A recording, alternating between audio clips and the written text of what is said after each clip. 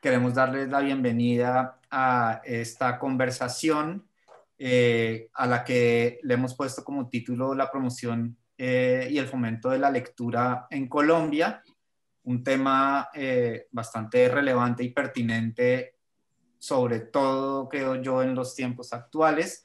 Hoy nos acompañan tres invitados bastante especiales. En primer lugar, Irene Vasco. ¿Puedo eh, meter la mano, perdón? por supuesto, Irene, Carmelita, señora directora. Irene, gracias por este libro, La joven maestra y la gran serpiente. Se quedó esperando para llegar a la librería, a la biblioteca de Castropol en Asturias, donde el libro más consultado es el Biblioburro. Todos los niños de allá de ese pequeño pueblecito son felices y el libro no para en la biblioteca. Muchas, muchas gracias. Ya, me callo y desaparezco. Muchas gracias, Carmelita. Yo tengo noticias de que ese libro también lo tendré pronto. Ya, ¿cierto? Así. Bueno, Qué entonces, pecado. Irene, Es que él me regaló el de él para un negocio. Irene es pues, básicamente promotora de la lectura, creo que es una agitadora en este campo, autora de libros de literatura infantil y juvenil, traductora, trabaja en promoción de lectura con comunidades, tiene un proyecto maravilloso que se llama la Biblioteca La Alegría, del que seguramente hablaremos y del cual seguramente Irene nos contará cosas desde su casa en Tolú. Tenemos también a Diana Rey, directora ejecutiva de Fundalectura, gestora cultural, exdirectora de la Filbo, de la Feria Internacional del Libro de Bogotá. Creo que el esplendor de la Filbo se debe en gran parte a los años que Diana estuvo al frente, con lo cual estamos todos muy agradecidos. Así que bienvenida, Diana, desde Santa Marta. Eh, y también nos acompaña nuestro subdirector académico, Juan Manuel Espinosa, quien es profesional en estudios literarios, tiene maestría en teoría literaria y literatura comparada, doctorado en romanística de la Universidad de Cornell, y actualmente, como les digo, es el subdirector académico del Instituto Caro y Cuervo. Entonces, bienvenidos a los tres. Bienvenidos también a todos los que nos acompañan en esta conversación que sostendremos durante la próxima hora y media. Y lo primero que yo quisiera preguntarles a ustedes tres es cómo podríamos definir de una manera breve y sencilla la promoción y el fomento de la lectura y cuáles son sus objetivos. Entonces, si les parece, empezamos con Diana, seguimos con Irene y terminamos con Juan Manuel. Bueno, pues primero muchas gracias Martín y Juan y bueno al instituto por esta invitación y por esta posibilidad de charlar con gente tan maravillosa. Yo creo que la promoción de lectura en este país es sobre todo una grandísima necesidad.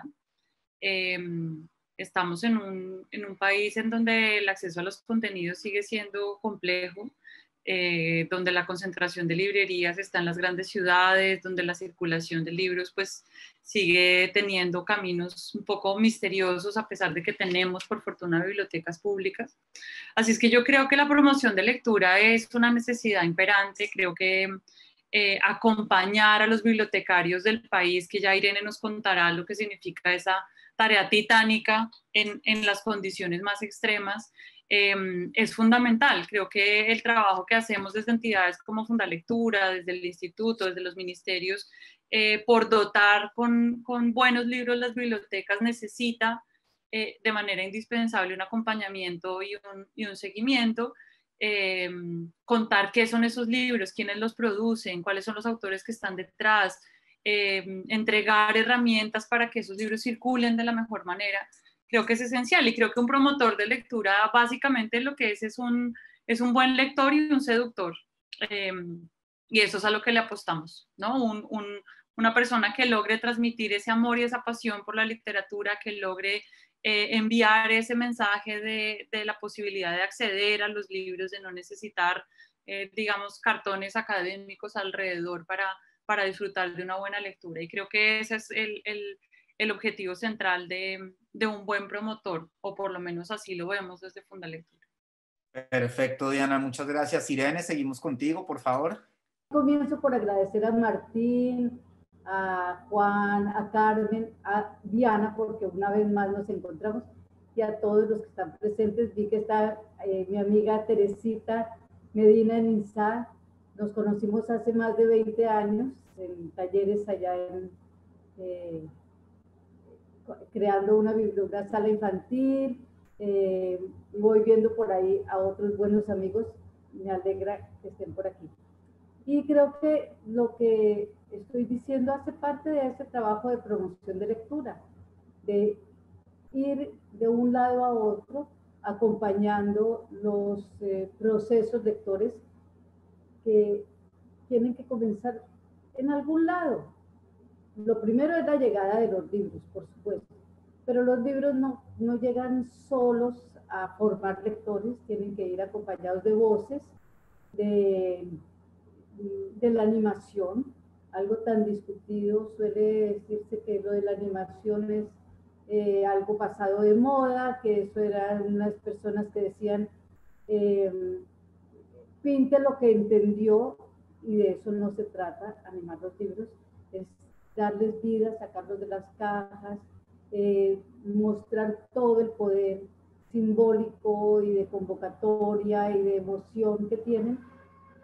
Eso también, más allá de lo institucional, de los proyectos, de las entidades privadas y estatales, y de las organizaciones, es promoción de lectura. Son distintas instancias y cada una cumple con su papel. Creo que somos muchos los animadores, porque recuerdo que alguien me explicaba el otro día, esas palabras que a mí se me van confundiendo a veces, yo no le pongo tanta atención, pero me decían, no, es que la promoción de lectura es lo que tiene que ver con los programas y el marco teórico, etcétera. Y lo otro se llama animación, como algo menor, como eso que ustedes que juegan con los libros. Y yo pienso que eso no puede entrar en conflicto, que son complementos los unos de los otros. Así que promoción por todos los rincones y animación de la mano. Perfecto, Irene, muchas gracias. Juan Manuel, ¿algo que decir al respecto en su turno? Bueno, yo lo que a mí me gustaría decir es, o sea, yo lo miro un poquito como históricamente. A nosotros nos han vendido la idea de que la lectura pura o la de verdad o la seria es la que es una persona en silencio sentada en su casa o en una biblioteca leyendo en silencio su libro, sin conversar, porque la oralidad y la discusión están, eso se hace en otros lugares. Pero la verdad, los libros siempre han estado acompañados de unos ejercicios de conversación. La lectura siempre ha estado acompañada con la conversación. Y eso se había olvidado en el siglo XIX tal vez y en la primera mitad del siglo XX. Y sin embargo siempre ha estado la conversación acompañando los libros o los libros acompañando la conversación. Siempre los libros han servido para las clases en los colegios, en las universidades, por supuesto, pero también desde los inicios de los libros la gente ha conversado acerca de ellos y debido a ellos. Y entonces la promoción de la lectura es como, es un nombre que le dieron a algo que siempre ha existido y que es absolutamente necesario, pero que la gente había asumido desde hace un tiempo, pues que eso era como, eso es algo para cuando la gente no sabe leer o no sabe leer tan bien como nosotros creemos que deben leer. Y entonces no es un suplemento de la lectura, sino que es una parte consustancial del proceso mismo de lectura. Perfecto, Juan Manuel, muchas gracias. Yo ahora quisiera que fuéramos aterrizando más en la realidad que vivimos en Colombia, y entonces me gustaría que habláramos acerca de cuál es la importancia que tiene la promoción pues, que tienen la promoción y el fomento de la lectura en un país como Colombia, con las condiciones educativas, culturales, sociales, económicas que tenemos en nuestro país. Entonces, si les parece, hacemos la ronda al revés, empezamos con Juan Manuel y seguimos con Irene y con Diana. No sé si puedo hablar de la importancia, pero sí puedo hablar de los desafíos que tiene esta conversación en Colombia y en cualquier lugar del mundo. Voy a mostrar una imagen. Esto no es solamente para la promoción de lectura, sino para la comprensión y la accesibilidad de cualquier texto, ¿no? Un texto, yo estoy pensándolo desde el punto de vista editorial, desde cuando surge la idea hasta cuando llega a las manos del lector. Y el texto, pero para que pueda llegar a las manos de un lector o de los lectores, debe hacer todas estas cosas, debe poder hacer esto. Primero, debe ser recuperable, es decir, las personas deben poder tener acceso a ese libro y por lo tanto, hay muchas personas que tienen la responsabilidad de ayudar a que sea recuperable, que son los bibliotecarios, promotores, gobiernos, diseñadores de páginas web, y podemos ir sumando muchos más. Debe ser perceptible, o sea, debe ser percibido por los lectores. Si lo podemos pensar desde el punto de vista de niños, pero también desde el punto de vista de adultos mayores, pero desde el punto de vista de personas con discapacidades y problemas de comprensión lectora. Deben poder, las herramientas que deben estar en el texto deben ser decisiones tomadas por todos estos actores, ¿no? Debe ser comprensible. Entonces ahí está el sentido del texto que debe estar ahí en el mismo texto, pero también en las tomas de decisión de los mismos editores y las conversaciones que tengan con autores, con ilustradores, también con promotores y con bibliotecarios, ¿no? Y las herramientas de divulgación de esos libros, ¿no? Debe ser memorable, es decir, recordable. Los lectores lo deben recordar. Es muy fácil uno poder decir que un texto es comprensible. Yo puedo escribir, la Constitución puede ser comprensible, pero yo no necesariamente la recuerdo. Y nosotros tenemos que garantizar que además de que sea comprensible, nosotros debemos ayudar a las personas a que recuerden los textos que están leyendo. Debe ser pasable o admisible, o las personas deben decir, sí, apruebo este tipo de documentos, apruebo la manera como me están hablando, la manera como se están interpelándome. ¿Cuántos problemas de comunicación hay con un texto con niños, por ejemplo, cuando los niños no se ven reflejados en los textos, que pueden estar contando y pueden ser excelentes en todas las otras tomas, en todos los otros decisiones? Y al final, debe estar orientado hacia un acto. Un acto puede ser de disfrute para los niños, pero puede ser un acto de toma de decisión para los adultos mayores, si es un texto burocrático o si es un texto que es absolutamente necesario, o es también una toma de decisión para personas con discapacidad. Miren que el último punto es el que está en las manos de los lectores, y de resto todos los otros actores están trabajando en eso. Entonces, lo que nosotros tenemos para terminar de responder es muchos procesos, muchos problemas de mala comunicación entre uno y otro de estos desafíos. Y en Colombia y en cualquier otro país los vamos a tener. la cuestión es una cuestión de nivel o de calidad, de dónde están los baches de comunicación entre cada uno de estos pasos. Bueno, Juan Manuel, muchas gracias.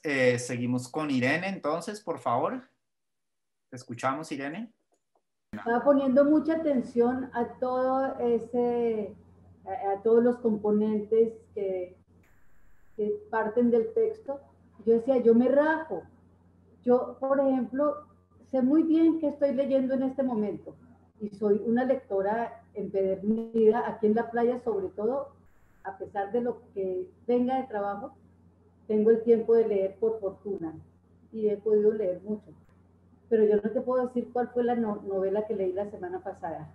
Ni el autor, ni el título, ni de qué se trata. Yo leo y sigo adelante. Y mi memoria de Tintilín, Tintilín es el pajarito que se entra aquí a mi cuarto, la parte memorable, yo digo, ahí me rajé. Pero yo pienso que la lectura va más allá del texto mismo, porque también podemos hablar de lectura de imágenes en la primera infancia y las maneras de conectarse con los libros. Cuando yo hablo de anécdotas, a mí me sirven para pensar más allá, para reflexionar, para sacar conclusiones, no para quedarme guardadita en la anécdota. Y yo aquí, como anécdota, veo a los niños vecinos míos, a los niños pescadores, que son grandes lectores, van a la biblioteca que tenemos aquí justo al lado, miran los libros, se fascinan, saben reconocer los nombres de los pájaros, de los animales. Cuando leemos aquí en la playa, dicen, miren, ahí está tal personaje y ahí está tal otro, pero con mucha dificultad logran entrar al mundo de las letras, al código alfabético. Yo he buscado muchas razones. Por un lado está la escuela, que aquí realmente no contribuye a formar lectores. Por otro lado, pienso que puede haber algo de desnutrición, no lo sé, porque aquí tampoco veo que la gente pase hambre. Y como no soy psicóloga ni pedagoga, sino promotora de lectura, me pregunto si estará tan difundido entre los niños de esta comunidad algo de esas cosas que se diagnostican ahora de dispersión, es que no me sé los nombres de esas desórdenes que diagnostican en los colegios urbanos, que aquí nadie diagnostica. Pero tienen avidez por libros, vienen a la biblioteca todo el tiempo, quieren que les lea más en voz alta, quieren de leer, de sentir que hacen parte de ese objeto, que sus vidas están ahí adentro. Cuando yo les leo los libros de Pacho, Jacinta y se me olvidó el otro, ellos saben que están ahí, que se están leyendo ellos mismos, pero el código alfabético todavía está muy lejos. Y así este trabajo de la promoción de lectura en los distintos contextos es diferente. A veces creemos que todo es tan fácil como en el mundo urbano, donde el mundo parece muy conectado con la palabra escrita, pero más allá hay otras maneras de conectarse con los libros. Perfecto, Irene, muchas gracias. Diana, te escuchamos. Pues mira que Irene me pone mucho a pensar en esa reflexión que está haciendo, porque creo que sí hay muchas complejidades frente a la promoción de lectura en un país como el nuestro. Creo que el tema del ingreso al código alfabético, como lo dice Irene, es realmente como una preocupación constante, y creo que hay también un trabajo que hacer, que también hace un buen promotor, y es que, por ejemplo, algunos de nuestros bibliotecarios, algunos, no estoy generalizando porque también creo que existen bibliotecarios maravillosos, digamos que están más familiarizados con el trabajo del libro álbum y con el trabajo de los libros que no tienen texto, digamos, ¿no? Como lo dice Irene, quizás en algunos casos son libros que le permiten una conexión más sencilla con los niños, incluso con los adultos mayores que no leen o que no tienen formación lectora, disfrutan mucho los libros para niños, por ejemplo.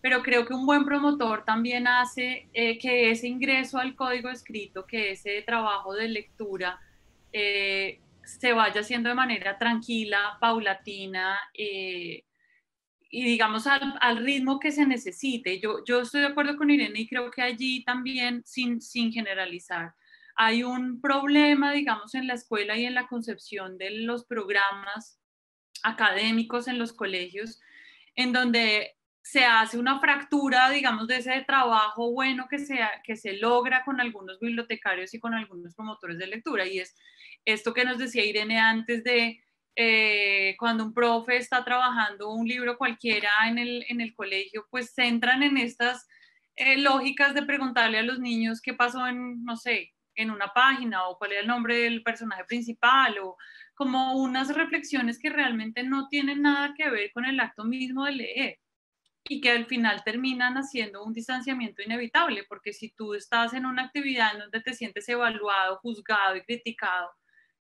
pues obviamente que no es, digamos, un espacio en donde uno quiera estar. Entonces creo que gran parte de los retos de la promoción tiene que ver con esa diversidad que hay al otro lado, y es que cada lector es único. Y no creo que exista, digamos, una fórmula para trabajar un libro específicamente que funcione de manera uniforme con tu comunidad o con las personas con las que estás trabajando, incluso con los docentes. Creo que inevitablemente cuando uno va a región se da cuenta que todavía la lectura se considera un tema del profe de español y no más, digamos, ¿no? Como que todavía no se concibe la posibilidad de estudiar, no sé, biología o ciencias naturales alrededor de un buen libro informativo o de una novela, por ejemplo. Y creo que todos esos son retos y dificultades a las que se enfrentan los promotores de lectura, que como decía Irene, son muchos. Esto no es como una profesión, una camiseta, o sea, un profesor, un buen profe de cualquier área que sea capaz de seducir a sus alumnos con un libro es un profesor, es un promotor de lectura. Una mamá que lee con sus hijos todas las noches y lo convierte en un acto amoroso y de disfrute es una promotora de lectura. Creo que hay sobre todo la necesidad de envolver al otro, de acercarlo, por supuesto sacándolo de la obligatoriedad, y creo que ahí la escuela todavía tiene muchas cosas que replantearse. Creo que hay profesores maravillosos que nos hemos encontrado, y creo que también nos hemos encontrado muchos profes que tampoco leen, y es muy difícil que tú puedas enseñarle a un estudiante pasión por algo que uno no siente, y creo que ahí también tenemos grandes dificultades frente a ese acceso, digamos, a los libros y a la lectura. Y cuando, qué pena interrumpirte, pero complemento, cuando la escuela todavía está aferrada a la cartilla Charlie o Coquito o la de turno, como veo aún en muchas escuelas, comenzando con la mía. Y no hay manera de modificar ese concepto. Sí, de acuerdo. O sea, yo creo, Irene, que los temas, yo creo que se ha avanzado un montón. O sea, también creo que hace 50 años, pues no teníamos la infraestructura, digamos, bibliotecaria que tenemos hoy en día, y que Irene sí que lo puede decir, que se ha recorrido este país con libros al hombro. Creo que sí ha empezado a cambiar. Creo que esta idea de tener una biblioteca pública en cada municipio ayuda. Pero claramente yo sí siento que mientras todos los ciudadanos no nos sintamos realmente que la lectura es un derecho y no un privilegio, es muy difícil pues que esos índices que todo el planeta espera que suban cambien, digamos, cambien radicalmente, creo yo. Sí. Bueno, yo quería preguntarles a los tres para que me respondan cada uno desde su posición. Tenemos tres personas que están ubicadas en ámbitos muy diferentes y trabajando desde perspectivas bastante distintas al hacer su trabajo. Y lo que quisiera preguntarles ahora es cuáles son como los actores que están involucrados en la promoción y el fomento de la lectura, y me refiero a actores tanto públicos como privados, institucionales, ¿sí? Y cómo colaboran y cómo interactúan estos actores entre sí. Entonces, si les parece, empezamos con Irene, que desde la posición de Irene es muy interesante ver cómo se relaciona ella con actores institucionales, actores privados, siendo una promotora y una dinamizadora independiente. Entonces, Irene, por favor. Bueno, los promotores generalmente queremos leer en todas partes, pero solamente vamos a donde nos invitan, a donde los programas del Estado o de una ONG o, bueno, o una empresa privada tienen interés en hacer programas de fomento de la lectura. Y tenemos que ir acompañados porque generalmente no podemos llegar a los territorios solos, ni conocemos los caminos, ni nos van a aceptar, ni nos van a dejar transitar. Tiene que haber ese vínculo entre la institución y el que hace el trabajo de campo. Y cada programa tiene su particularidad. Yo puedo hablar de los programas como los de Fundalectura, los he acompañado durante muchísimos años, y programas de bienestar familiar, programas de los ministerios de educación, de cultura, del Caro y Cuervo, que fue muy placentero hace unos 3 años hacer libros artesanales con la imprenta manual, con los impresores. Eso fue una experiencia muy, muy interesante, ver cómo los impresores de esas máquinas maravillosas entraban al mundo de la creación literaria, pues muy básica, hacer un pequeño cuento, pero ellos siempre habían estado en la combinación de los tipos, y de repente esos tipos contaban sus propias historias. Eso me encantó. O cuando hicimos el programa con Glaxo, con la farmacéutica, de palabras que acompañan, y uno tiene que entender qué es lo que ese programa está buscando. Tiene que acogerse a ciertas pautas, a ciertas normas, y saber si uno acepta o no. Porque muchas veces, como promotora de lectura, me han pedido que actúe en determinadas empresas, que vaya a una comunidad a convencer a los pobladores de algo. Y yo digo, no, ustedes me están ofreciendo unos salarios enormes, me están ofreciendo un trabajo que para mí sería muy bueno, pero yo no puedo hacer eso que ustedes me están pidiendo. Los promotores tenemos que tener claro qué es lo que estamos haciendo para la sociedad, no para la entidad, no para el bolsillo, sino cómo contribuimos a realmente formar lectores para que haya una sociedad mejor educada, más armoniosa, y no ir tan a la ligera. No voy a nombrar una empresa muy grande que me ofreció todo el oro del mundo y que por supuesto jamás le aceptaría las condiciones que querían de mí. Perfecto, Irene, muchas gracias. Diana, creo que tú podrías continuar un poco con lo que estaba diciendo Irene desde la perspectiva institucional, como una entidad privada, pues que trabaja estrechamente con algunas entidades estatales del nivel nacional, departamental, municipal incluso. Pues mira, nosotros tenemos la fortuna de trabajar como con todos los ámbitos. Nosotros desde hace mucho tiempo acompañamos al gobierno nacional en la dotación y la actualización de la red de bibliotecas públicas, pero también acompañamos y tenemos todo el equipo de promotores que acompaña a los bibliotecarios de la red de la red de bibliotecas públicas del país. En este momento estamos encargados de la operación de Bibliored en Bogotá, de las 25 bibliotecas públicas, y eso inevitablemente te da muchas miradas distintas frente al trabajo con los libros. Yo creo sinceramente que la lectura es una postura política, es decir, creo que leer es un acto de ciudadanía también, y creo que cuando un promotor como Irene consigue tener acceso a una comunidad, sentarla alrededor de un libro, compartir, escuchar, conversar, pues eso va generando unos cambios de paradigmas frente a la vida misma, frente a la comunidad, frente a lo público, frente a lo que significa ese ser ciudadano. Y eso puede resultar incómodo en algunos lugares de este país aún, ¿no?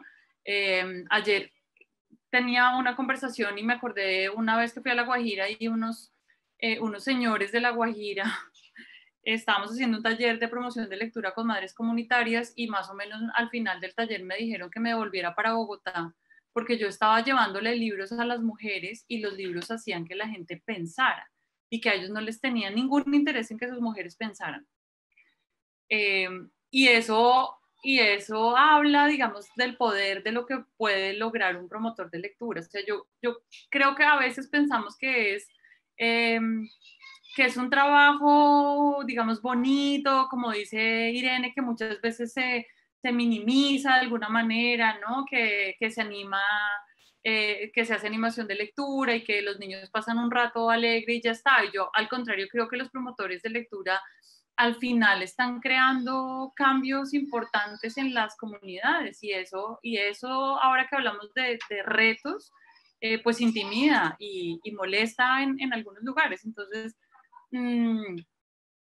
creo que hay que verlo como lo que decía Jorge Orlando Melo, es esta revolución silenciosa de las bibliotecas y lo que están generando en el país, y como decía Irene, estos cambios que son pequeñitos y que van pasito a pasito, pero que al final tienen detrás una intención enorme.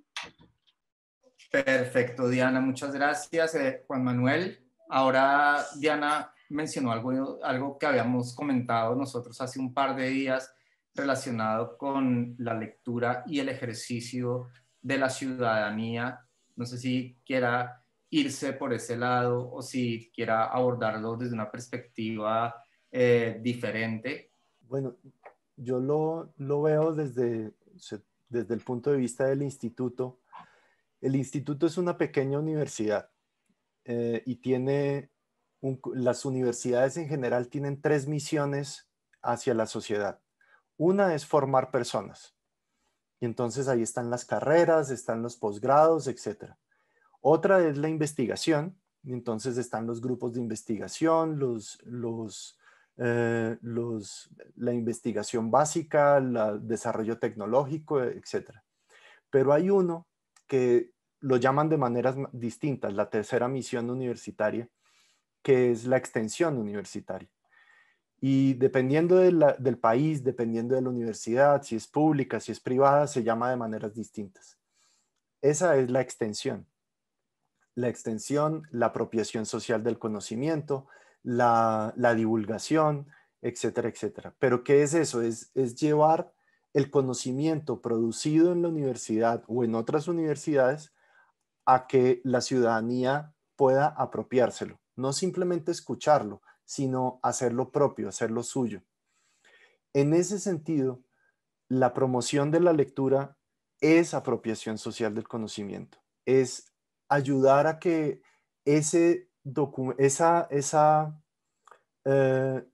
esos conocimientos que pueden ser escritos en lenguaje matemático o escritos en las diferentes formas de que se comunican los científicos entre sí y que solamente entre ellos se entienden.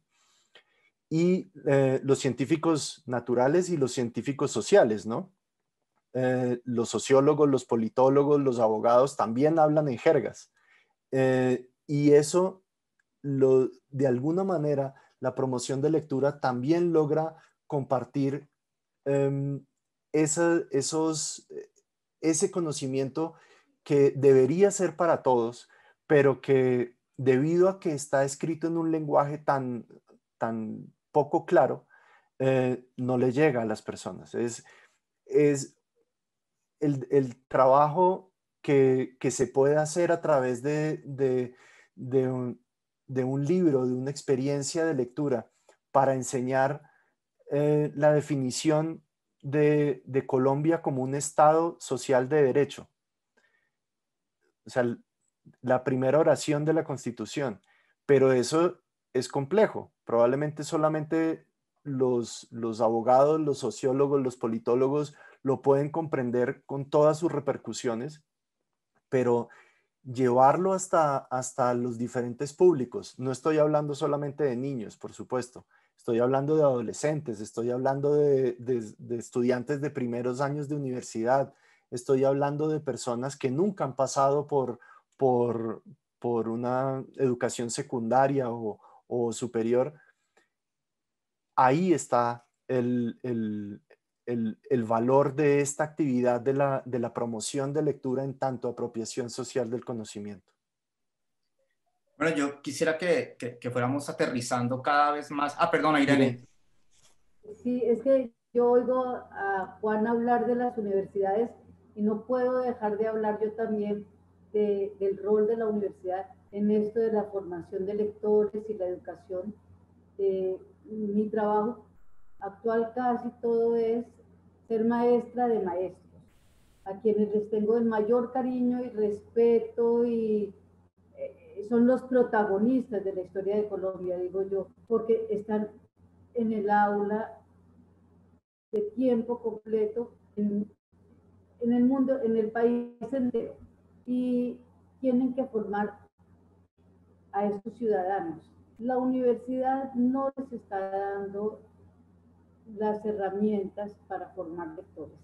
Son muy pocas las que tienen programas de literatura infantil y juvenil.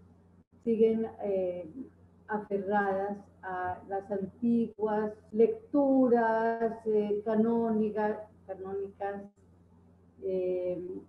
y salen los profesores desprovistos, salen a replicar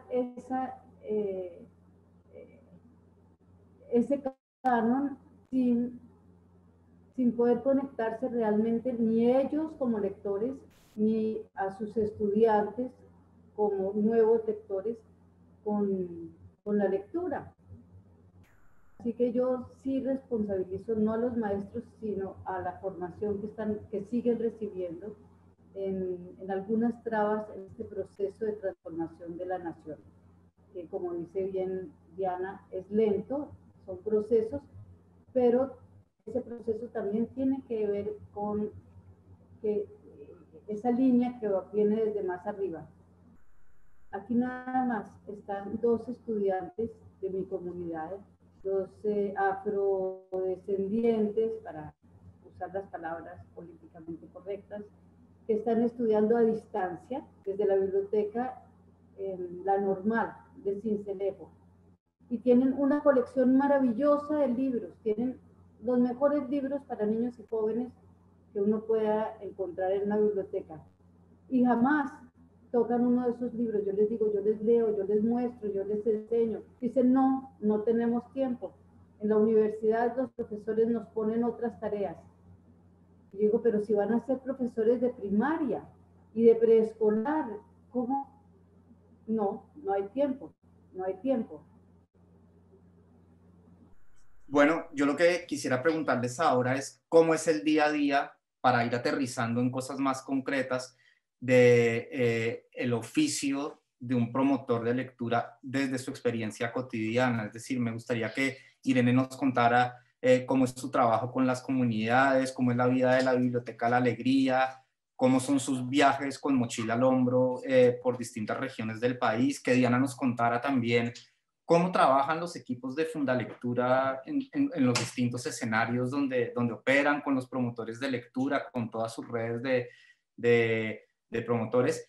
Y Juan Manuel también que nos contara cómo se vive esto en el instituto con los estudiantes, con los proyectos que tiene el instituto en sus distintos ámbitos de acción. Por ejemplo, lo que comentaba Irene hace un rato de la imprenta manual, de todo eso que se hizo con estas imprentas portátiles tan bonitas que hay en Yerbabuena. Entonces, pues ya que estamos contigo, Irene, empecemos aquí y seguimos luego con Diana y con Juan Manuel.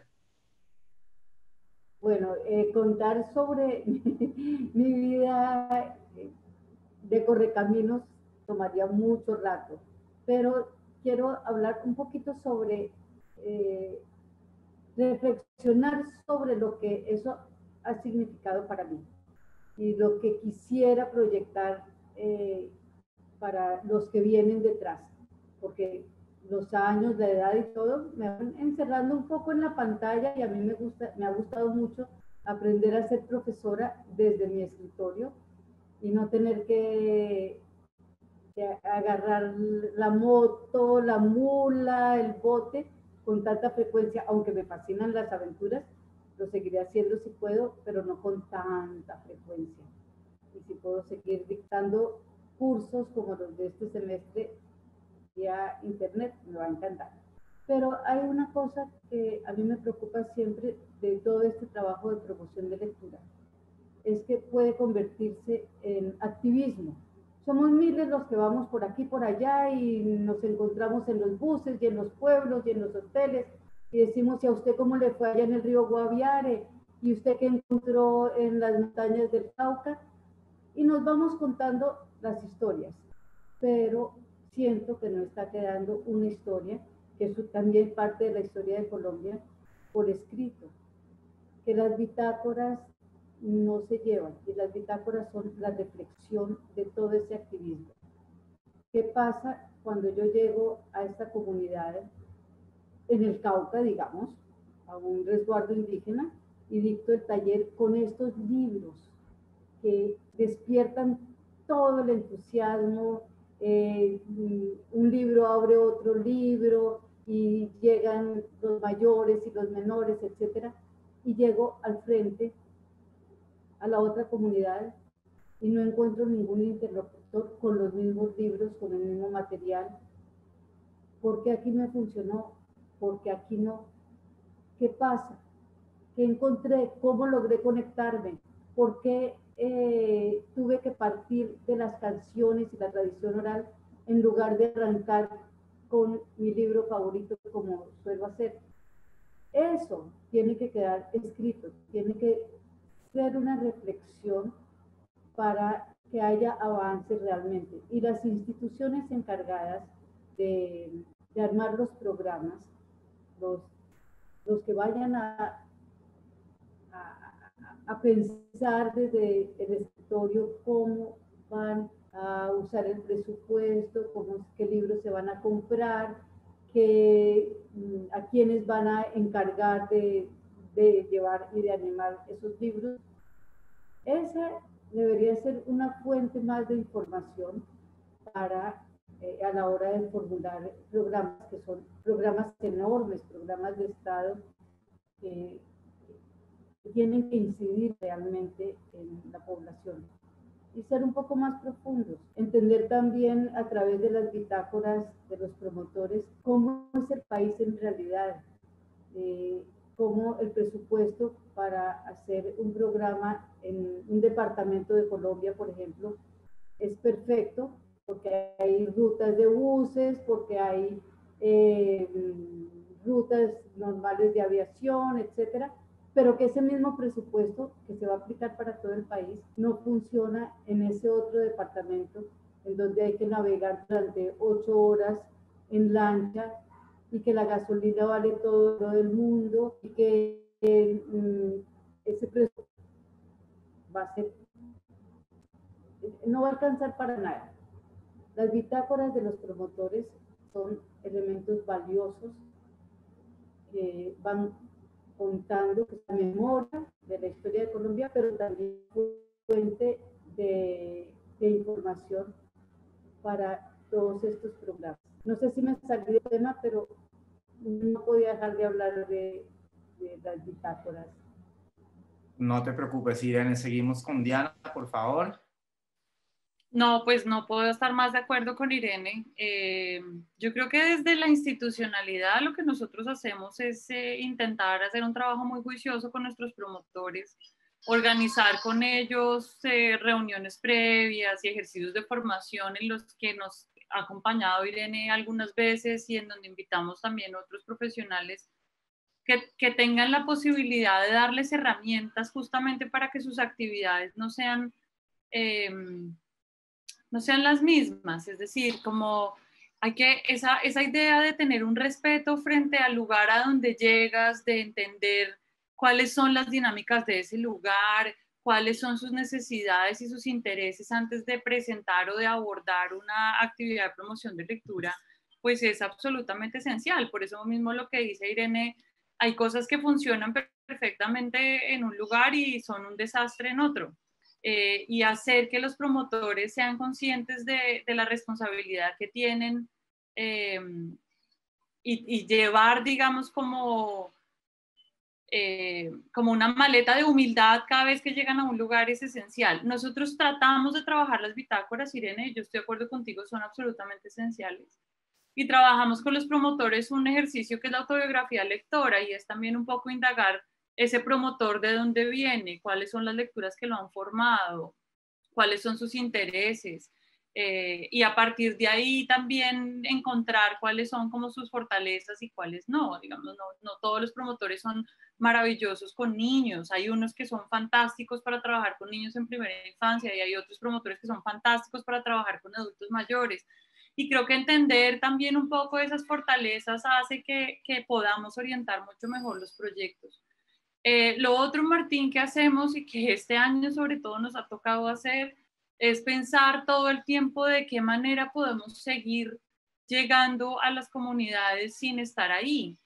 Y hemos encontrado, no sé, herramientas como el WhatsApp, por ejemplo, que uno pensaría es una herramienta maravillosa y a través de WhatsApp hemos hecho ejercicios de formación, hemos enviado unidades para profes, a través de WhatsApp mandamos audios, videos, es decir, creo que la pandemia también ha hecho que tengamos que ser tremendamente recursivos para no abandonar el trabajo que veníamos haciendo en muchas comunidades. Y inventarnos cosas. Este año hicimos, por ejemplo, con Johnson & Johnson un voluntariado de cuentos por teléfono y la gente llamaba Funda, inscribía a un familiar o a la persona que quisiera y un promotor de lectura lo llamaba en unos horarios pactados para leerle en voz alta cosas, digamos.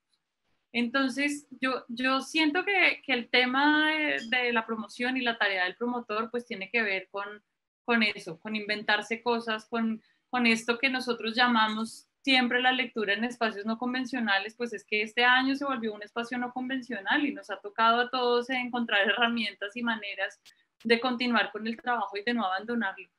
Y creo, por ejemplo, particularmente que para los docentes ha sido muy difícil, ha sido un año muy, muy complejo y que trabajar con ellos ha sido un proyecto de un aprendizaje enorme. Ahora supongo que Juan nos contará un poco más de cómo es esto frente a un escenario mucho más académico y mucho más estructurado como el instituto. Pero creo que esta idea de enseñar a distancia con una pantalla de por medio, pues nos ha significado a todos pensarnos muy bien e identificar eso que decía Irene de las carencias en el aprendizaje, de las carencias que tienen los niños, incluso los profes con estas herramientas y con el lenguaje mismo. Entonces, intentamos sobre todo, Martín, ser muy responsables con el trabajo y tener siempre un contexto del cual partimos para establecer las herramientas de los proyectos. Fundalectura no tiene, digamos, un esquema plano de lo que es un proyecto de promoción de lectura. Diseñamos siempre los proyectos dependiendo a los lugares, las comunidades a las que vamos. Nos sale bien casi siempre, pero también hemos tenido proyectos que nos han salido mal, pues. El año pasado trabajamos con OIM y era un proyecto de promoción de lectura y de formación de policías en zonas de conflicto. Y eso de entrada fue pues una experiencia increíble, pero era súper difícil porque llegábamos un poco a trabajar en algunos lugares con la comunidad que se consideraba la enemiga del pueblo. Entonces no es nada fácil entrar a mediar, digamos, en las realidades de las comunidades que a veces uno, por más de que trates de informarte, pues desconoces. Y a pesar de que la promoción de lectura debería considerarse, digamos, en un terreno general como una apuesta que aporta a las comunidades que apoya, en muchos lugares no es tan bien recibida. Y como le decían a Irene, en muchos lugares no hay tiempo, no hay interés, el ritmo de la vida es otro y lograr meterse en esas dinámicas cuesta mucho. Entonces, yo creo que no hay una cartilla escrita para ser un promotor de lectura. Creo que esto se va construyendo y se va dando, necesariamente la experiencia va aportando y va dando como herramientas, sin decir que detrás, por supuesto, hay una preparación, que sí hay textos y que sí hay formación y que sí hay acompañamiento de expertos para que los promotores que van a terreno vayan de la mejor manera y con la mejor preparación. Pero también, digamos, hay un porcentaje de, pues, incontrolable frente a lo que se encuentran en las comunidades. Y como te decía, a veces sale muy bien y a veces inexplicablemente las cosas no se dan. Recuerdo un taller en San Andrés con una experticísima que sencillamente a las madres comunitarias de San Andrés no lograron, no se conectaron y todas empezaron a hablar por celular, todas empezaron a hablar en creol, o sea, pues un desastre. Y a veces no entiendes muy bien qué pasa. Pero pues esos son los riesgos, creo que de la promoción en general pues de cualquier actividad que tenga que ver con lo comunitario. Justamente creo que todos estos matices que comentan Diana e Irene son fundamentales para, pues como para tener en cuenta que aquí no estamos hablando de una ciencia exacta, ni mucho menos, sino pues de un oficio, una práctica que se ejerce sobre el terreno y que al estar trabajando con comunidades pues está sometida a todo tipo de contingencias, claramente. Sobre todo cuando se trabaja con escenarios tan diversos como aquellos en los que trabaja Irene o con los que trabaja Fundalectura. Entonces ahora nos gustaría entonces conocer la experiencia de la que nos puede hablar Juan Manuel desde su trabajo en un entorno tan distinto como el entorno académico del Instituto Caro y Cuervo. Bueno, es distinto porque pues, es una institución académica. Sin embargo, en el caso de la imprenta patriótica en la sede de Yerbabuena, donde está la imprenta, las imprentas manuales con las que trabajamos con Irene, en el fondo es lo mismo. ¿En qué sentido? Es tener materiales para guiar una conversación acerca de libros, acerca de, sea de la impresión, de la materialidad del libro, o tener materiales para poder llevar a cabo otras conversaciones acerca de cosas que ya no están en la lectura, ¿no? Sino en el patrimonio mismo de las comunidades. En el caso de, por ejemplo, de trabajar con comunidades indígenas que no necesariamente tienen un soporte de lectura, su lengua no está codificada, no les interesa hacerlo, no tienen por qué. Muchas veces lo que buscan es un acompañamiento para poder llevar a cabo una documentación de su propia tradición oral, ¿no? Entonces ya no es una promoción de la lectura en cuanto a la lectura, sino una promoción de la lectura para ayudarles a no tener que depender de la lectura, sino a través de grabaciones, de audio, de video, de sus propias lenguas, de sus propias prácticas comunitarias, para que se pueda salvaguardar el patrimonio de sus propias comunidades, ¿no?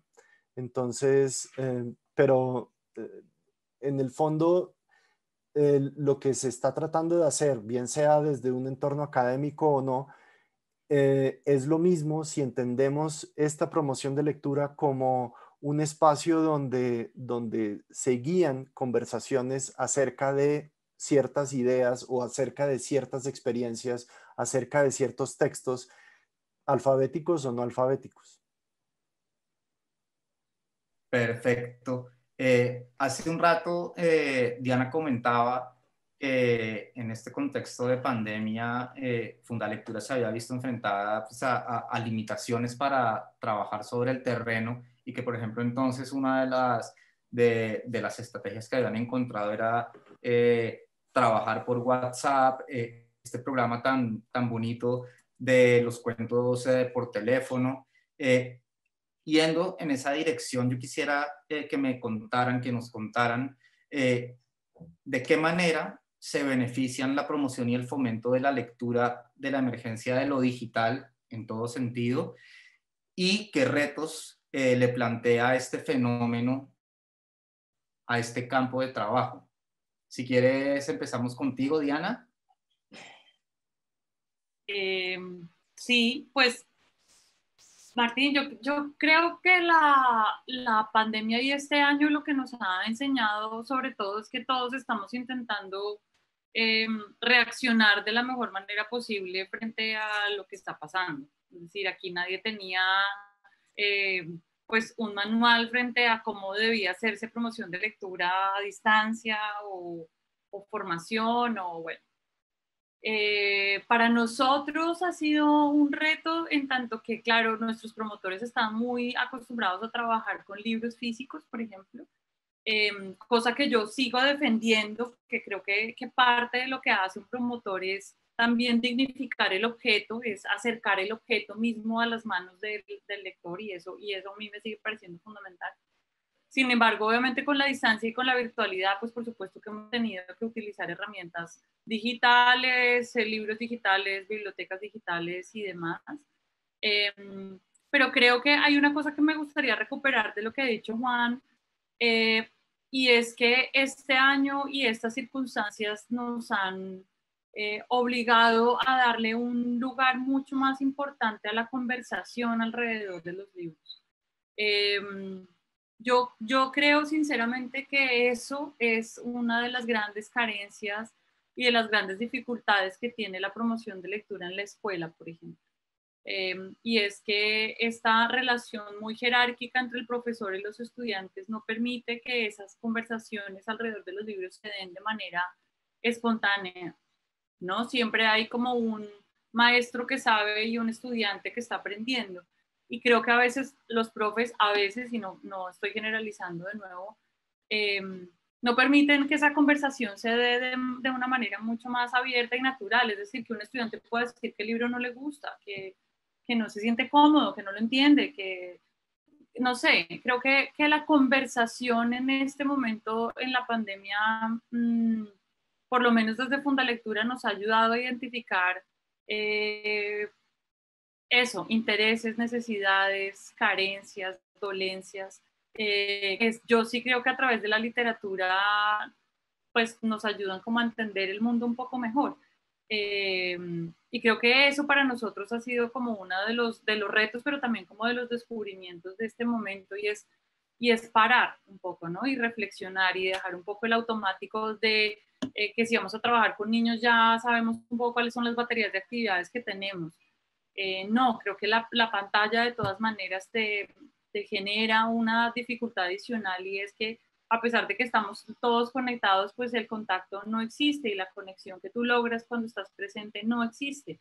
Y eso también te obliga a abordar la lectura o a tratar de comunicarla de una manera distinta. Creo que es como lo estamos viendo desde Funda, y como estamos aprendiendo a hacerlo, que no sabemos muy bien cuánto tiempo permanezca, digamos, esta nueva manera de vivir, pero que seguramente pues no volveremos a la cotidianidad que teníamos de nuestro trabajo de manera tan inmediata, y eso también significa que este momento necesitamos pensárnoslo pues de una manera mucho más estratégica y mucho más consciente, pero también podría decirte que no tenemos ninguna certeza frente a lo que estamos haciendo, porque también las evaluaciones de este año pues las veremos un poquito más adelante.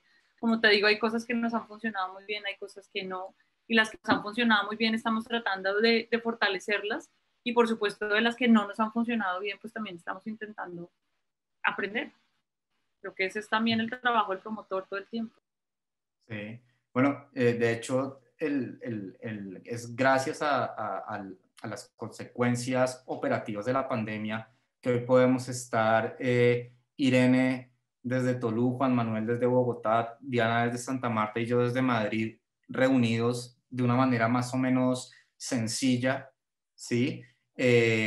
Sin mayores costos de transportes, alojamientos y tal, lo cual favorece muchísimo esta conversación, que de hecho la palabra conversación ha aparecido recurrentemente en sus intervenciones y en los comentarios que nos han ido llegando a través del chat y de las redes. Juan Manuel, ¿le parece si seguimos con usted con respecto a lo digital?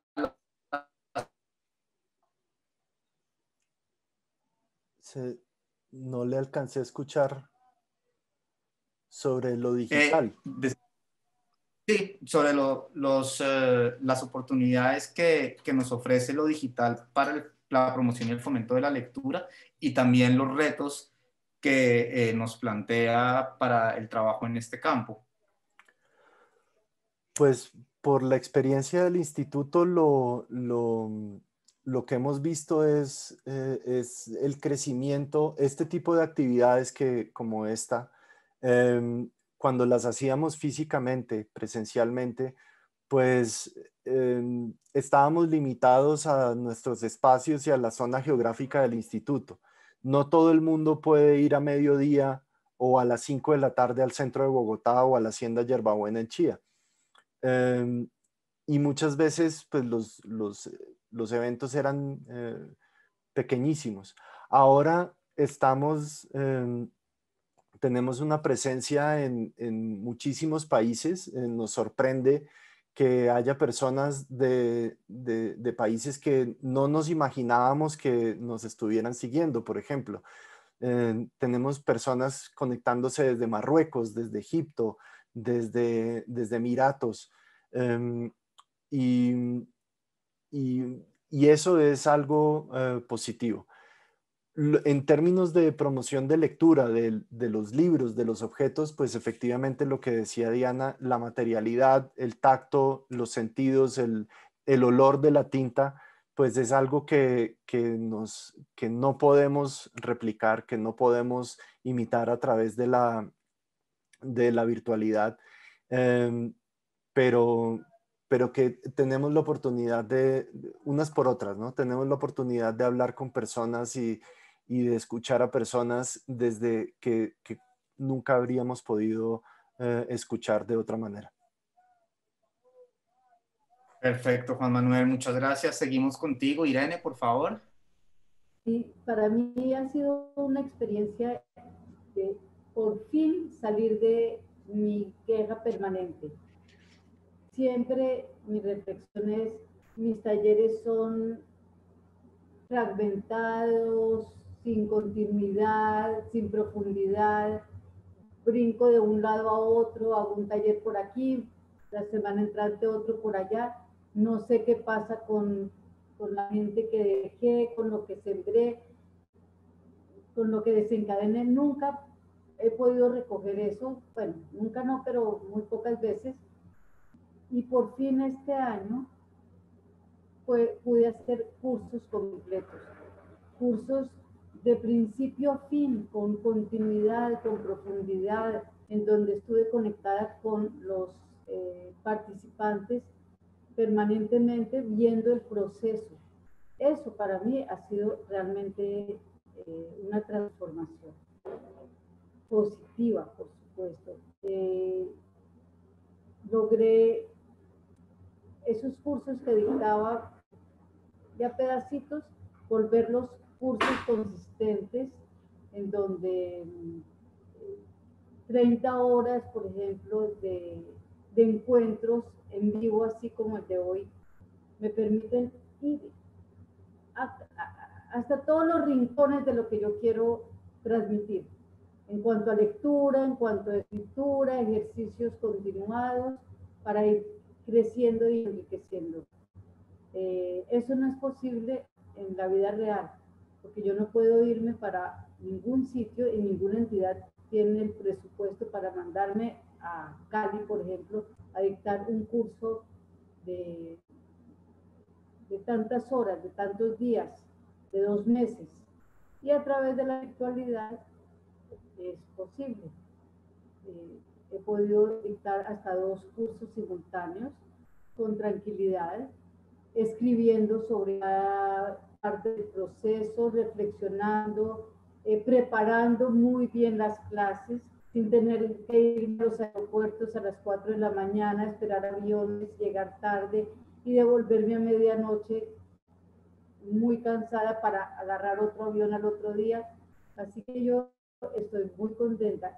Sé que los libros y el contacto, parte humana, hace falta, pero también esto tiene unas ventajas que yo no conocía.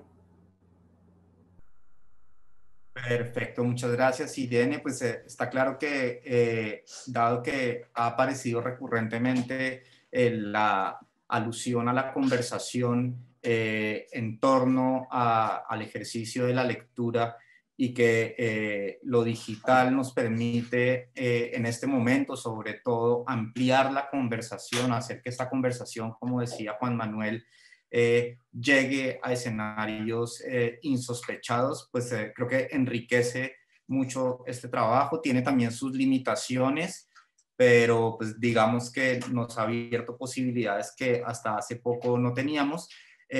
Les voy a proponer que ahora empecemos a poner sobre la mesa algunas preguntas que nos llegan a través del chat y de las redes.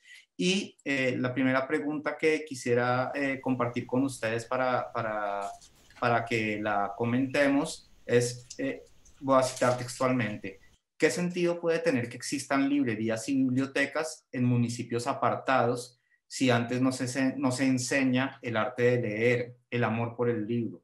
¿Qué podemos hacer en este contexto? Empezamos contigo, Irene, que tiene la experiencia. Diana estaba levantando la mano. Diana, tienes la palabra. Perdona, Diana, no me di cuenta. No te preocupes. A mí me parece que tiene todo el sentido, porque es como si a alguien le pidieras que hiciera un vestido y no le das tela, o no le das la máquina, o no le das las herramientas. Es decir, uno no puede enseñar el amor por los libros en un lugar donde los libros son un objeto extraño. Y a mí sí me parece que todo el trabajo que hagamos porque los libros puedan circular, porque lleguen muchos libros y de muy buena calidad, es absolutamente indispensable. Y creo que lo otro es enseñar el amor por la literatura y por los libros, pues es justamente el trabajo que hacemos los mediadores, que hacen los mediadores, que como te decía antes, pues es desde la mamá que le lee a su niño hasta el profe del colegio. Entonces yo creo que es absolutamente indispensable. De hecho, ojalá logremos algún día tener más librerías en municipios apartados y no solamente bibliotecas. Ojalá la circulación del libro en nuestro país comercialmente sea mejor. Y yo sí creo que tengamos muchos puntos de circulación, muchas bibliotecas, es absolutamente esencial. Lo creo personalmente. De acuerdo, Diana, completamente. Irene, por favor. No, es que ahí no tengo nada para agregar. Estoy completamente de acuerdo. Si las librerías, las bibliotecas se multiplicaran, habría realmente un cambio. Las bibliotecas escolares y las bibliotecas públicas y las comunitarias. Y muchas librerías, porque también uno quiere tener, cuando va a la biblioteca, queda muy antojado. En la biblioteca le prestan el libro, pero yo lo quiero tener para siempre. Y ahí están las librerías. Los libreros que recomiendan son lugares de educación, de formación de lectores, como las bibliotecas. Pero yo quería pedir un permiso para saludar a Isabela. La madre me mandó un mensaje secreto y me pidió que la saludara. Hola, Isabela, espero que todavía estés ahí. Me alegra saludarte. Gracias por estar ahí. Bueno, desde aquí también saludamos a Isabela y tenemos una pregunta que es casi como si hubiera sido teledirigida para Juan Manuel, aunque evidentemente seguramente Irene y Diana también tendrán algo que decir al respecto. Y la pregunta es la siguiente, Juan Manuel, ¿cómo inculcar hábitos de lectura en el ámbito universitario? Es muy difícil. Como todo, con la lectura es muy difícil. Yo la conecto con con la pregunta anterior. Si nosotros estamos pensando en una nivelación o en un campo de juego jerárquico, es decir, el profesor sabe más, el maestro en la escuela sabe más, el, em, y los estudiantes saben menos.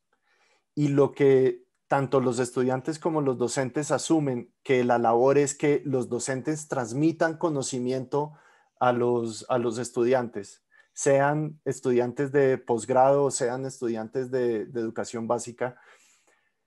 No, eso no va a funcionar. Va a tener un impacto muy limitado. Precisamente por eso es que es necesaria el espacio de la biblioteca y el espacio de las librerías y el espacio de las conversaciones alrededor de los libros en bibliotecas y en librerías, porque ahí es el espacio donde la gente puede aprender los unos de los otros, puede escucharse, puede hablar y no solamente escuchar a alguien que literalmente dicta cátedra sobre algo. El espacio universitario es el mismo. Si la universidad se piensa solamente como el lugar donde yo voy a sacar un cartón y yo me tengo que sentar en una clase a escuchar lo que alguien me dice solamente para sacar un cartón, entonces la promoción de lectura en el ámbito universitario tampoco se va a dar, porque ese espacio de promoción de lectura se da generalmente en los pasillos, afuera de las clases, en las cafeterías, donde los estudiantes se sientan a conversar acerca de las fotocopias que están leyendo o acerca de si esto les parece bueno, si les parece malo, etcétera, etcétera. Ahí es donde se desarrollan los hábitos de lectura. De resto, no, lo que hay es asignación de páginas para ser leídas. Muchas gracias, Juan Manuel. No sé si Diana e Irene tienen algo que decir con respecto a esta pregunta o si le damos paso a la siguiente. ¿Qué dicen? Veo que no. Vale. Un segundo, vale, voy a contar algo. Ocasionalmente me han llamado para ser profesora universitaria de literatura infantil y automáticamente digo que no. Y saco 1000 excusas porque mi corta experiencia, que ha sido reemplazando a personas amigas mías que son profesoras, que por favor ve y da la clase o quiero que tú hables de los libros tales porque los conoces bien. Y así como logro conectarme hasta con las comunidades que no me entienden para nada porque no hablan mi lengua y yo no hablo su lengua, con los universitarios no logro ni siquiera que levanten la mirada para ver las imágenes. Es como una relación autista y yo digo, es incapacidad mía. Yo no logro encontrar la manera de conectarme, pero como no lo logro, mejor no lo sigo intentando. Hay tantas cosas por hacer. La literatura infantil no está fuera de...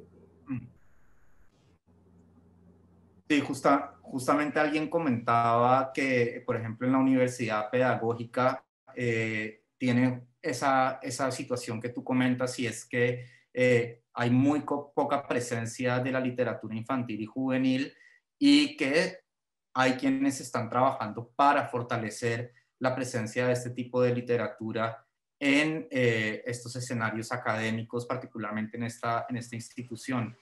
Tenemos otra pregunta que me parece muy importante poner sobre la mesa y dice lo siguiente. donde yo trabajo, se impone desde hace muchos años la lectura de los libros del canon clásico. La rectora afirma que esta es la mejor forma de promoción de la lectura, pero lastimosamente muchos estudiantes son ajenos a este tipo de literatura. ¿Qué piensan ustedes con respecto a esta práctica?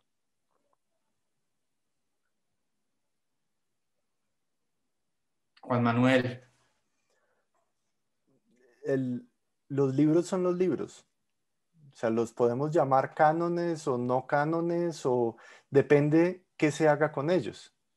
Antiguamente se enseñaba la Ilíada o se enseñaba Ovidio o no sé, las meditaciones de Marco Aurelio, porque servían para propósitos no solamente de gusto por la literatura, sino también para creación de una comunidad nacional, de ayudar a las personas a desarrollar ciertas habilidades sociales, como por ejemplo las meditaciones. Pero si se entiende la promoción de la lectura solamente para producir amor por la lectura, pues lo que hay que buscar es libros que apasionen a los lectores. Pero si solamente se busca leer el canon porque el canon es importante, sí, es importante, pero ¿para qué? Entonces, si se responde el para qué, de pronto habrá alguna posibilidad de que los estudiantes lo vayan a leer. Pero si no se responde ese para qué, va a ser muy complicado, como siempre lo ha sido. De acuerdo. Irene, Diana. Yo estoy completamente de acuerdo con Juan. De hecho, no creo que los clásicos tengan nada de malo. Hay clásicos maravillosos que, insisto, depende de cómo se aborden los libros, de cómo se trabajen los libros. Yo creo que hay que perderle miedo a los clásicos. Creo que hay libros maravillosos que también con este afán de que la gente lea, pues se dejan de un lado porque pueden ser considerados un poco más difíciles. Yo creo que sí hay que decir algo, y es que la lectura es una actividad que necesita cierta disposición. Yo sí creo que la lectura, y sobre todo ciertas lecturas, necesitan, digamos, un hábito, un oficio, digamos, si se quiere. Yo creo que también estaremos mintiendo si decimos que la lectura es una actividad fácil o superficial. O sea, yo sí creo que la lectura requiere, digamos, de una disposición, requiere de deseo, y en algunos casos, como decía Juan, requiere de silencio en algunos momentos, en algunos tipos de lectura. Que también genera mucho placer y mucho disfrute. Es decir, una actividad que te genere esfuerzo de alguna manera no significa que no sea una actividad que tú puedas disfrutar. Pero sí creo que claramente si tú comparas leer un libro con, voy a decir una obviedad, pues prender el televisor no te significa ningún esfuerzo. Es más, tú puedes hasta dormir, por eso el televisor incluso tiene una herramienta que es para eso, para que uno se quede dormido viéndolo. Entonces creo que también hay que desmitificar esta idea de que lo placentero sea fácil, ¿no? Probablemente haya lecturas hay libros con los que uno pelea, hay novelas en las que tú te metes y a veces la dejas y después vuelves y te metes y lo disfrutas igual. Es decir, creo que esa relación con los libros es íntima. Creo que hay libros más fáciles que otros, creo que hay libros más difíciles que otros, dependiendo incluso del momento humano en el que esté el lector. Pero creo que, volviendo a la pregunta de la persona que lo hizo, creo que no hay que tenerle miedo a los clásicos, y creo que los clásicos hay que encontrar maneras de abordarlos, y tampoco creo que haya un solo canon, y por eso, de nuevo, volver a la conversación y a los intereses del otro es fundamental para establecer, digamos, esos acuerdos sobre lo que se lee en la escuela, por lo menos, digamos. Sí, muy bien. Bueno, yo ya que se nos está acabando el tiempo, yo quisiera hacerles una última pregunta para que la contesten muy, muy brevemente. Y en esta pregunta quiero hilar algo que mencionó Diana en su primera intervención con un comentario que nos llega desde Chile de nuestro amigo Álvaro Sofía Serrano. Diana dijo en su momento que un promotor de lectura era un seductor, que tenía que seducir a las personas para llevarlas a la lectura, y desde Chile Álvaro nos dice que la imitación o el ejemplo son clave. Dice Álvaro que si no leemos, ¿por qué van a leer los otros? Dice Álvaro que la lectura se contagia. Entonces, aparte del ejemplo, ¿qué otras formas o qué otros recursos podemos utilizar para contagiar el virus de la lectura? Irene. Bueno, los promotores de lectura o los animadores tenemos 1001 recursos. Para comenzar, los libros y libros de calidad. Nuestro otro recurso es la voz humana. Nuestra voz, no la grabadora ni esa conexión que es la humanidad desde el principio de esa misma humanidad, que pena repetir. Pero a veces no es suficiente el libro. Voy a contar algo, por ejemplo. Una vez llegué a un grupo en Cali, eran desplazados del Pacífico, personas que estaban en situación de indignidad. Era muy terrible el lugar en donde estaban viviendo entre aguas negras, los niños semidesnudos, bueno, y unos amigos bibliotecarios me pidieron que yo los acompañara a crear una biblioteca en la mitad de ese lugar. Y llegamos con los libros, y yo contaba y abría este libro y abría el otro, y ni adultos ni niños lograban entrar nunca en contacto conmigo, y mucho menos con los libros. Eso no servía para nada, contagiar, despertar pasiones por algo que está tan lejos de sus necesidades básicas, no es posible. Pues recurrían a ese bagaje, ese equipaje que llevamos, que fue despertar las palabras muy lentamente, con mucha sensibilidad, con mucha delicadeza, despertar palabras en los otros, no mis palabras ni las palabras de mis libros, sino las palabras tradicionales, las décimas, los cuentos de espantos, la historia del Rivier, las canciones, y durante varios meses fueron las únicas cosas con las que nos pudimos encontrar. Esa conversación, ese diálogo, no era posible entablarlo alrededor de la palabra escrita ni de las imágenes, solamente a través de personas que tenían historias y palabras para transmitirse. Entonces, uno no puede hablar de recetas, ni de generalidades, ni de no, con este libro yo busco al que sea, es a esta persona cómo voy a seducir. De acuerdo. Juan Manuel y luego Diana, por favor. Muchas gracias, Irene. Pues yo vuelvo al concepto de conversación. No hay fórmulas para conversar bien.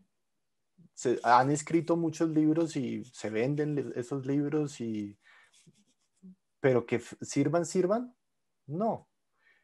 Y esto es un tipo de conversación, una conversación sobre un libro, sobre las memorias de las personas, de las comunidades, y lo único que uno puede hacer es escuchar bien para poder hablar de las cosas que verdaderamente valoran los públicos.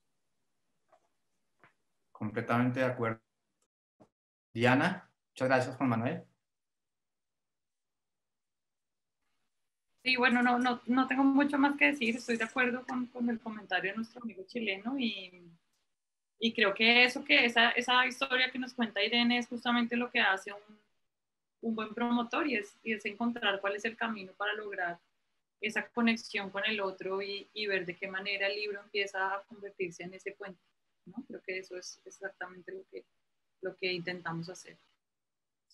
Bueno, pues gracias Diana y gracias de nuevo a los tres por haber aceptado esta invitación. Creo que este es un tema de nunca acabar, es un tema sobre el cual la conversación de la que hemos venido hablando tanto a lo largo de esta hora y media es fundamental que continúe y creo que particularmente en este momento es una conversación que debe tomar nuevos rumbos porque estamos todos enfrentándonos a una situación particular completamente nueva para nosotros y que no sabemos a dónde nos va a llevar y que por supuesto nos plantea una amplia variedad de retos, desafíos, pero también de oportunidades. Entonces, mil gracias a los tres por aceptar nuestra invitación. Diana, ¿quieres decir Martín, algo? perdón.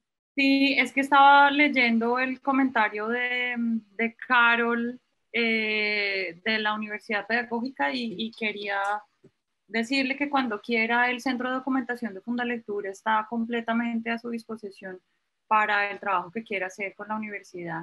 Estamos completamente abiertos y la razón de ser de ese centro de documentación, que debe tener unos 50.000 volúmenes de literatura infantil, es justamente eso, que quienes están interesados desde la universidad, desde lo académico, pues tienen las puertas completamente abiertas. Perdón, la cuña. Perfecto, Diana, muchas gracias por la invitación. Y ahora nuestra directora, Carmen Millán, Carmelita, creo que tiene algo que decir, algunas palabras de despedida, de entusiasmo, de animación. Qué alegría verlas y qué alegría que estén hablando de eso, pues que ojalá podamos seguir conversando sobre el asunto. Mañana en la tarde, y perdón también la cuña, como dice Diana, vamos a realizar la premiación del concurso Plantas Palabras, que tuvo participación de una cantidad de gente de todos lados del mundo también, como ya sabemos ahora por estos medios llega gente de todos lados. Y son unos cuentos hechos para el proyecto de restitución ambiental de la Hacienda Yerbabuena. Entonces son cuentos todos sobre las hormigas y los árboles y bueno, pero en distintos registros. Entonces, pues con las imprentas manuales que llevó Irene a nuestro conocimiento, los niños suelen hacer ese tipo de cuentos, de 2 renglones, me volví hormiga y me pasó tal cosa. Entonces, una forma de acercar a la lectura es en la escritura propia.